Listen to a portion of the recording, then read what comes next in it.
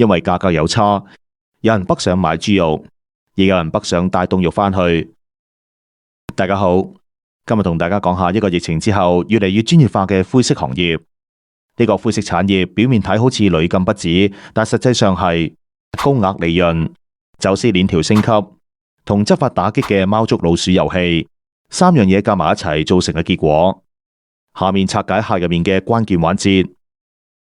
呢個灰色產業之所以存在，根源在於可觀嘅利潤，而利潤主要嚟自兩方面，價格同稅差係根本原因。澳門係自由港，多數貨品唔使徵關稅，但內地對進口冷凍肉就有較高關稅同嚴格嘅檢疫要求。加上兩地物價、營運成本唔同，同一款冷凍肉喺澳門嘅價錢可能遠低過內地。呢個巨大嘅差價就係走私集團同水客嘅利潤空間。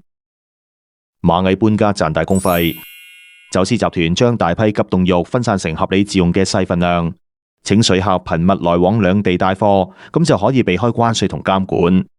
對水客嚟講，呢份係順便賺錢嘅大公費；對集團嚟講，就係將大額走私風險拆散做無數個細風險。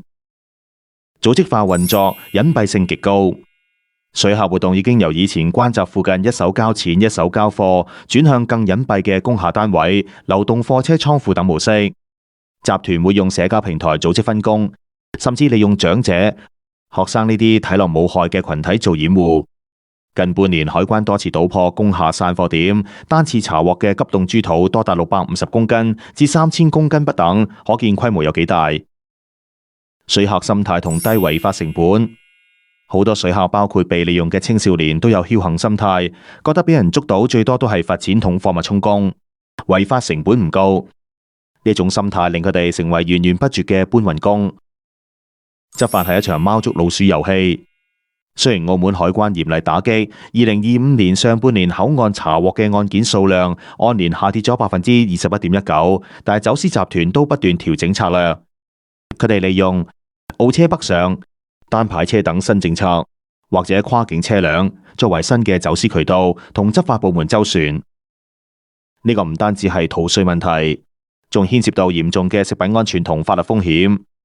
嚴重嘅食品安全隱患，澳門海關多次喺新聞稿指出，呢啲被查獲嘅急凍肉成日只係擺喺室溫，完全唔符合保鮮要求。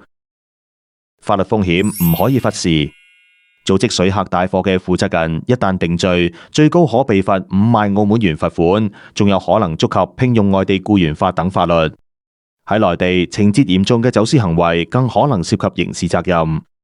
所以呢個現象係一個由高額利潤驅動，走私手法不斷升級，兼且執法成本好高，呢幾個因素加埋造成嘅複雜問題。只要兩地嘅價格同監管差異仲存在，呢條灰色產業鏈就好難徹底剷除，雙方會一直處於打擊與反打擊嘅博弈狀態入面。你哋又點睇呢件事呢？歡迎留言，多謝大家。